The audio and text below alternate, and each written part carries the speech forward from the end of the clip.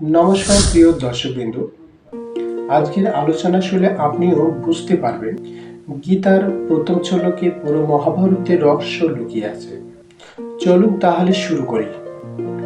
অবতরণিকা: পাণ্ডবগণ ১২ বছর বনবাস এবং ১ বছর অজ্ঞাতবাস সমাপ্ত করে যখন প্রতিজ্ঞা অনুযায়ী নিজেদের অর্ধরাজ্য অধিকার চাইলেন, তখন দুর্যোধন অর্ধরাজ্য তো নয়, তীক্ষ্ণসূচের অগ্রবর্তী জমিটুকু বিনা যুদ্ধে দিতে অস্বীকার করলেন।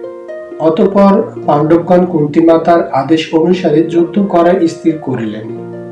এইভাবে পাণ্ডব ও কৌরবগণের মধ্যে যুদ্ধ স্থির নিশ্চিত হল এবং সেই অনুযায়ী দুই পক্ষে যুদ্ধের জন্য প্রস্তুত হইতে লাগিলেন। মহর্ষি বেদব্যাস ধৃতরাষ্ট্রকে অত্যন্ত স্নেহ করতেন। সেই স্নেহের বশবর্তী হয়ে তিনি ধৃতরাষ্ট্রের নিকটে গেলেন এবং বললেন যে যুদ্ধ অবশ্যম্ভাবী এবং এতে ক্ষত্রিয় কুলের ধ্বংস অবশ্যম্ভাবী। একে কেউ নিবারণ করতে পারবে না। তুমি যদি এই যুদ্ধ প্রত্যক্ষ করতে চাও, আমি তোমাকে দিব্য দৃষ্টি প্রদান করতে পারি। এর দ্বারা তুমি এখানে বসে ভালোভাবে যুদ্ধ দর্শন করতে পারবে।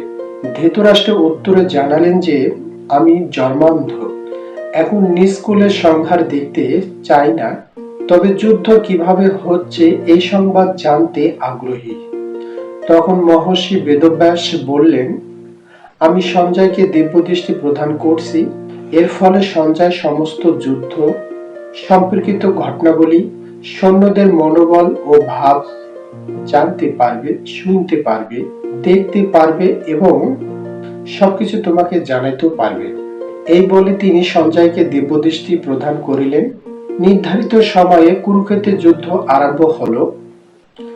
সঞ্জয় 10 দিন পর্যন্ত রণাঙ্গনে অবস্থান করেছিলেন।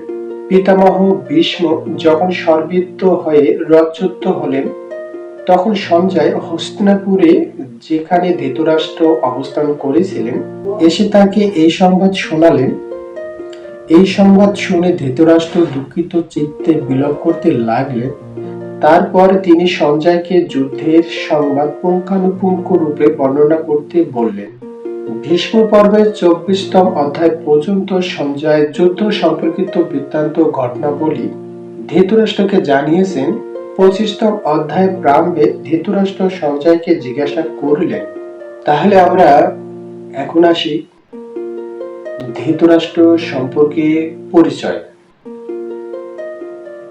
আসলে ধৃতরাষ্ট্র তিনি কে? কেন বা সঞ্জয়কে এই প্রশ্নগুলো করছে? আর মহাভারতে কেন বা এই কথাগুলা উঠে আসতেছে, যেখানে গীতার মধ্যে বলা হচ্ছে সঞ্জয় এবং ধৃতরাষ্ট্র। গীতার প্রথম অধ্যায়ে এবং প্রথম শ্লোকে ধৃতরাষ্ট্র উবাচ। আসলে ধৃতরাষ্ট্র কে?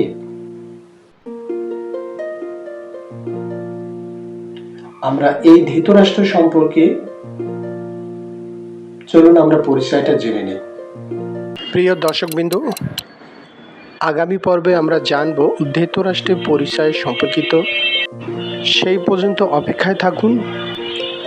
যদি গীতা সম্পর্কে ভিডিও আপনাদেরকে ভালো লাগে, তাহলে কমেন্টে আপনারা জানাইতে পারেন ধৃতরাষ্ট্রের জন্ম বৃত্তান্ত। কেননা আমরা আগামী পর্বে ধৃতরাষ্ট্রের জন্মসূত্র এবং কেন অন্ধ হলেন, কী কারণে, এবং মাতা এবং পিতা, এই সব তথ্যগুলো আপনাদের সামনে উপস্থাপনা করব। সেই পর্যন্ত ভালো থাকুন। জয় শ্রীকৃষ্ণ, জয় গীতা।